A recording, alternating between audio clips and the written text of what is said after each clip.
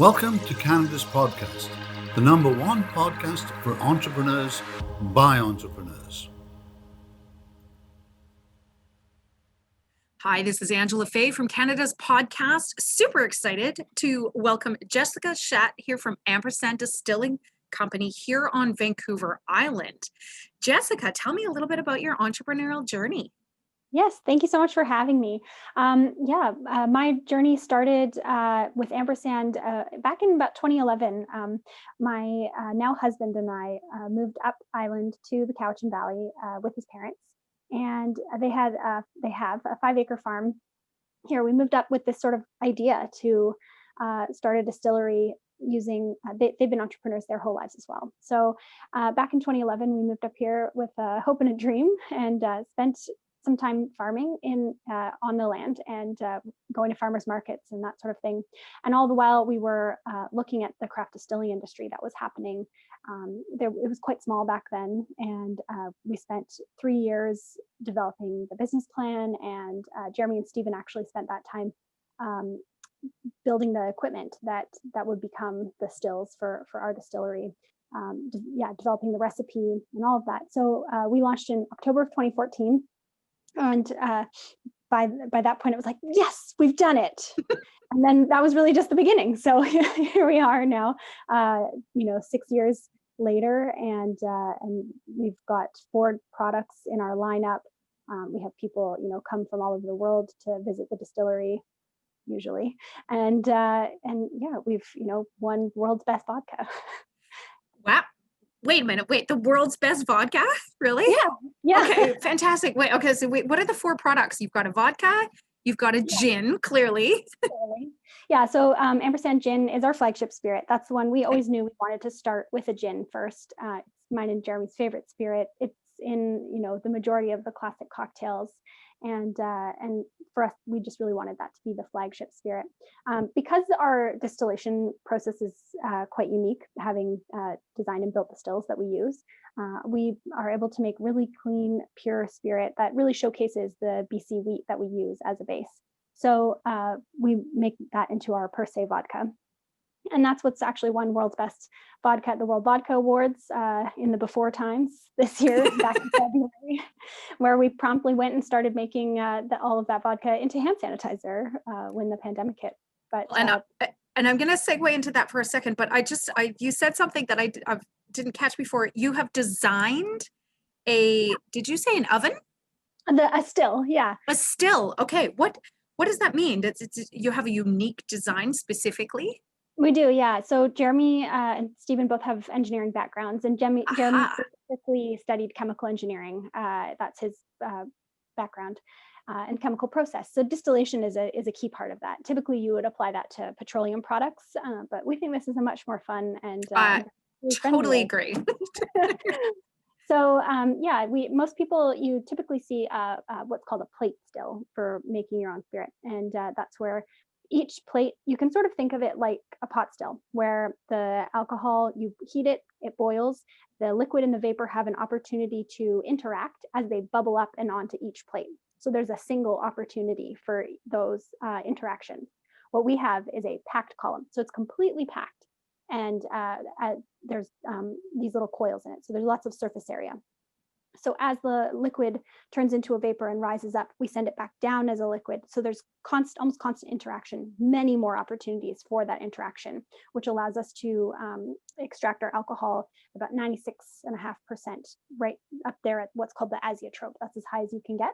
And that's what we collect. We are able to fraction off the impurities, those heads and tails you hear about that have the acetone, the fusel oils, all of those bad things that don't taste very good and aren't very good for you. So we extract just the pure ethanol, and we dilute that with our own spring water to make our vodka, and really the base for all of our spirits. So what sounds completely compelling to me here in this part of the story is, as a gin consumer myself, so I completely relate to it being a favorite spirit, that, as a consumer, we easily pull something off the shelf and, consume it with our friends or our family or for R&R. What we don't understand is the 3 years that it took to build the distillery and invest in the infrastructure, probably hundreds of thousands of dollars in infrastructure, the science behind the development of the product, clearly that is not something that, you know, an average Joe, average person could be able to do off the street. Plus the creative and the design of your brand. I mean, there's a lot that goes into just, you know, what sometimes we take for granted as a single bottle of gin. Yeah. I mean, and we were, you know, both lucky and resourceful, I guess. You know, you make your own luck in a sense, in that, you know, our distillery is on the property that Ramona and Stephen already had. So it's an old workshop that is where we have it. And designing and building our own equipment definitely saved us a lot of money in terms of buying a still. So, you know, we have that do-it-yourself approach that we've always had, and you know, thankfully. The background that we all sort of bring, I think, and have being a family business, you know, there's obviously challenges sometimes in working with family, but the experiences that we have all brought, Ramona and Stephen having run their own business, you know, all of their lives, it was a really great foundation to start pulling all of those elements together. Well, and I'm just going to highlight, you said Cowichan Valley. Can you just describe, because Cowichan Valley, I understand it here, it's on Vancouver Island in British Columbia, beautiful British Columbia, is it's renowned for agriculture and consumable products. Is that your experience? Yeah, and it's a new wine region as well this year. I mean, you know, people around here have known that for a long time, but the rest of the world gets in on the secret now. Yeah, no, we're in North Cowichan specifically, so we're about 10 minutes outside of Duncan proper, which is between Victoria and Nanaimo. But yeah, and you know, it's a beautiful place out here. You know, I'm looking out. We've got gorgeous trees. We are in a little valley. Like there's little, you know, microcosms of the valley itself all throughout the area, and yeah, lots of beautiful vineyards. We grow great produce. Cowichan, it means warm land, so it has its own climate here, really, which is great for growing. Yeah. Well, and that kind of makes it distinct, right? Would you agree, or could you comment on how the geography and the climate relates to your product and your ability to, you know, produce something unique? Yeah. Well, I mean, you know, one of the things you hear a lot in spirits is about like the water really is it. And so we have an artesian spring on our property that we tapped. And so that special, you know, clean, pure spring water goes in. That's what we use for diluting all of our spirits. But it's also, yeah, the growing, for one of our other products is Nocino. So we make green walnut liqueur. And you make that by harvesting walnuts while they're still green before they've ripened. And then you've got these aromatic husks that we steep in the spirit. And so that changes year to year, you know, depending on when the walnuts ripen. Like, you know, so all of that goes into the spirit itself. And same with imperative dry vermouth is another product of ours. We grow the wormwood for that on our farm. And so, yeah, that sort of terroir, those growing conditions are baked into every bottle.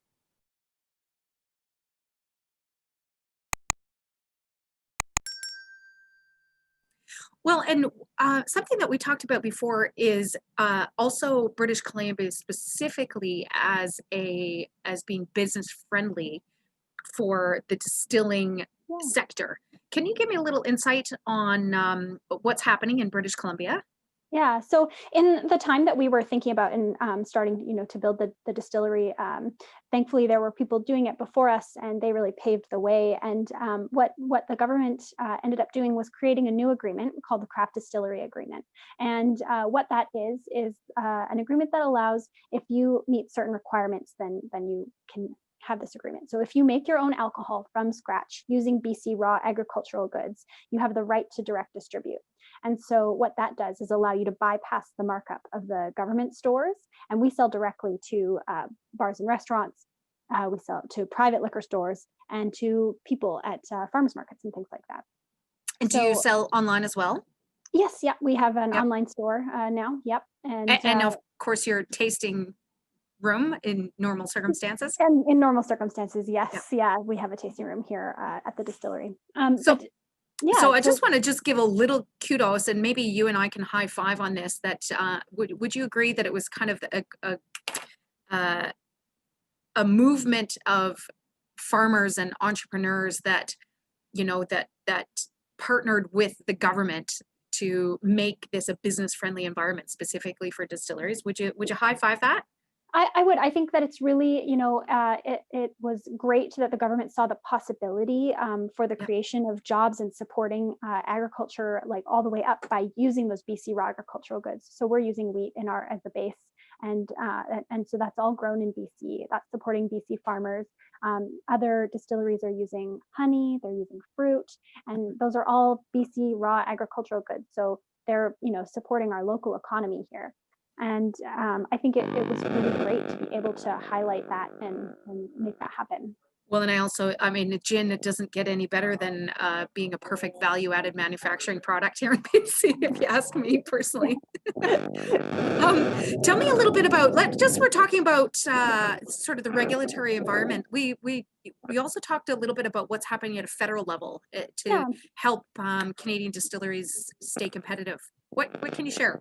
Yeah, so basically, it was there's a cross-Canada effort. Guilds and distilleries across the country have come together to really ask the federal government to support us specifically in their COVID economic relief plans and helping us achieve excise parity with the United States. And so what that would do is really help smaller businesses be able to kickstart their growth and make decisions and really reinvigorate the economy without having to pay the same tax rate as large companies who are making hundreds of thousands of liters of alcohol and are taxed at a higher rate. Yeah. And so what does that mean on the trickle down effect for you as a small business operator? Yeah, so we currently pay about $12 per liter of absolute alcohol, whereas in the States, it's around $1.77, I think, and so that's a huge difference. What that would mean is just being able to reinvest that money. If we were to see this tax break, we would be able to reinvest that money in our business, in our local economies, supporting like the creation of jobs. And just, really being able to reinvigorate the economy, specifically in the moment that we're in. And what would the challengers say to, or is there any argument for challenging that tax? I mean, there is the talk of the potential loss of revenue by lowering that tax, and so the solve to that is by doing it on a per liter business. So you're not taxing everybody the same, and so the producers who are making smaller amounts pay less of the tax, and then as they grow, then they contribute more to that revenue. So that's why this solve works. So this is before the federal government now. We're waiting their response. And a little update that we had from the Guild is you've got 5,000 petitions signed, right? So you're definitely gaining some momentum. What sort of time frame are you looking at? There was a big push to bring awareness in the ways that craft distillers are supporting Canadian agriculture and jobs across the country. And so yes, we gathered the support of about 5,000 people on our change.org petition, and that request for excise parity for small volume distillers is before the federal government now, and we're waiting to hear their response. So we're really hoping they're not going to leave us out of this COVID economic relief plan. Is there any other roadblocks that you anticipate that maybe we can help gain some momentum and help your cause? I think if you want to go to the change.org petition, it's in a lot of the craft distillers. There are like links in bio on their Instagram pages and stuff. And that's really a great way to support us. Support Canadian, support local, support distilleries by signing a petition would be just one extra little piece in tax reform and helping small business succeed here in Canada. Excellent. Yeah. I want to go back a little bit to your story about COVID pivot. So tell me what you had to do in 2020 that was, obviously unexpected. Yeah, I'm very unexpected. We had very different plans for how this year was going to play out, but obviously everybody did, and there was no predicting, and here we are. So, what happened was that right away in March, when the lockdowns happened, we were able to change our production, and we shifted basically all of our production to making hand sanitizer. We knew that it was something that we would be able to do, and a way that we would be able to contribute. And so we also were able to separate out our production floor. We're a very small family owned business. There's 2 to 3 people that work in the distillery on a regular basis. So Alex, who runs production, he was in the distillery by himself, basically. Jeremy and I did all of our work from home, and same with Ramona and Stephen. So we really separated it out that way during the quarantine, and working just to liaise with, nurses, doctors, midwives, local charities, and all sorts of groups that we were like, do you need hand sanitizer? Here's how we're going to get it to you. So we shifted production, shut everything down in terms of contact, and really tried to help out as much as we could. Awesome. And what's next post hand sanitizer? How, do you envision getting back to Yeah, so we alcohol were able creation? Yeah, so we are doing. But what happened was when the government, again, they did acknowledge that craft distillers would be able to do this. They granted us I don't know what you would call it, an exemption, I guess. So we were able to purchase neutral grain spirit. So we were able to shift our production back to making vodka and gin and all of those things, while still being able to manufacture hand sanitizer. So we have that. We're able to do that, and then the things like, we had planned on opening an online store this year, but it happened a lot sooner, faster than we anticipated. We had, big plans for our tasting room this summer, which we were able to open briefly for a short bit of the summer season, and then we've closed down again for the fall and winter. And we did have a couple of products that got pushed off the back burner, which will hopefully be back. So we're working on a sweet vermouth that we really want to have out as soon as possible. So hopefully that'll be near on the horizon in 2021. Tell me a little bit about the sort of ecosystem of farmers and restaurateurs and things in the Cowichan Valley. The one thing I love about your story is how much you've partnered together and collaborated on unique recipes, and the fact that they serve your product in local restaurants. Can you tell me a little bit about that? Yeah, it's been really amazing to see the relationships in the community develop around this, food and beverage hospitality industry. And because we have a farm, we were, already selling produce to a lot of local chefs, and so when the distillery came on, we were able to, continue those relationships and serve or sell our spirits to them as well. And I think it's really awesome because we are able to do that direct distribution. It takes out, it just really connects us that much closer. So it's, me they call when they are ordering spirits, and sometimes it's me that drives up and delivers it. Restaurants that are specifically, maybe more locally focused on their menu, they're looking for things that really highlight this region as well, and what's coming out of it. So, there have been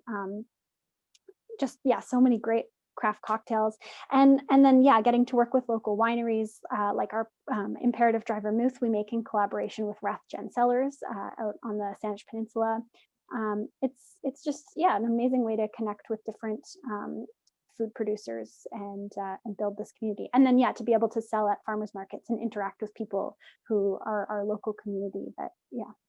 If you could wave a magic wand, Jessica, and enroll your local community, your already favorite clients and wannabe clients into what you need to get through to 2021, what would you love to see? Yeah, I think the community has really stepped up. We still see people coming to the farmers market. We see people are shopping in our online store. But I think we and all of us craft distillers, especially restaurants, like it's been such a hard year for restaurants. We just need that community support more than ever. So, whether you're looking at your holiday gifting options, what can you buy them gift cards for your local restaurants, for your local distilleries, and just really looking at those around us, like, we may be in isolation, but we have such an incredible place around us here. So I'm really buoyed by the support that we've seen, and hopefully we'll continue to see, and that people will just think local when when it comes to stocking the cupboards and all of the gifting, etc. Absolutely. And we're talking, and I touched on, I heard sweet vermouth was on 2020 agenda. Yes, yeah, it was, yeah. Is it still on the agenda? I mean, it's been we've been tinkering a bit. I've been on like sort of, I mean, as much of a maternity leave as you were ever on when you're an entrepreneur. But so Jeremy and I we welcomed a son into the world at the end of 2019. Congratulations, So, next generation. Yeah, really exciting. But yeah, so that has sort of pushed back all of my recipe development plans. Tasting a lot of like bitter herbs and things like that, not super easy to do. So, and let us know how Canada's podcast can support you. I just had this thought process in my mind that when you decide that you're going to launch Sweet Vermouth, we should have another little quick session and try and get some pre-sales. I love the idea. Yes, we can like send a bottle to you. We can have a little virtual cocktail hour. Exactly. Now, I just, for fun, we usually try and have a fun talking point with our entrepreneurs on what makes them tick. But there's something that I would love to bring up, because there's another famous Canadian that is in the gin manufacturing world, and that is Ryan Reynolds, right? Who's also a fellow BC resident here, lives in Vancouver, and but I think his brand is, do you know anything about his? I do product? Actually. Yes, Aviation Tell me Gin. a story. What do you know? Okay. Okay. So no, we go way back to Aviation Gin. So when Jeremy and I were first, we went on some business trips, as you do, to explore. Yes, you do. As you do. And Portland is, craft distilling, craft beer. They were on. They're always ahead of all the curves. So we went down to Portland, and House Spirits was the brand that originally produced Aviation Gin. So we had a tour, and we've stayed in touch with them, and it's been amazing to watch them grow. We got some great advice from them while we were starting up, but I must say, I was a little saddened that Ryan Reynolds found like what he calls the best gin, and it wasn't Canadian. So right. So let's challenge him at the moment. You've got the world's best gin. So world's best vodka. Oh, world's best vodka. Sorry, you've got the world's best vodka. Maybe we have a friendly competition between Canadians on, yeah. I don't know what yet the game is, but I think we need to challenge Ryan. Ampersand and Aviation can come up with, maybe who's going to get the world's sweetest vermouth or something like that. Next phase. Jessica, it has been an absolute pleasure. Is there anything else that you would like to share with listeners from a entrepreneurial background or in the distilling industry, as far as the landscape here in Canada? I mean, I think that I've really been grateful that in my experience has largely been fueled by a lot of audacity and a lot of determination. And I think that is it's certainly something that I'm returning to in these times where it's really difficult of like, just, a lot of, it's a challenge right now. So continuing to hang on to that audaciousness and determination of like, just like, yes, of course you can open a distillery. Of course you can, do those things, and just continuing to support those bold ideas, and that's hopefully what will get us through and help us see innovations and great community on the other side of this. And I'm just going to plant the seed that obviously Canada, and in particular BC, is probably one of the best places to open a distillery. And Jessica's an awesome example of and her family on what can be done. Jessica, how can people get a hold of you post podcast? Yeah, so you can check us out at ampersanddistilling.com for our website and online store and all that goodness. And you can follow along at Amp Distilling Co on IG and Facebook as well. Awesome. Jessica, thanks for your time. Love your story. Look forward to sharing it more and doing some more work with you in the future. Awesome. Thank you so much. Thank you for having me.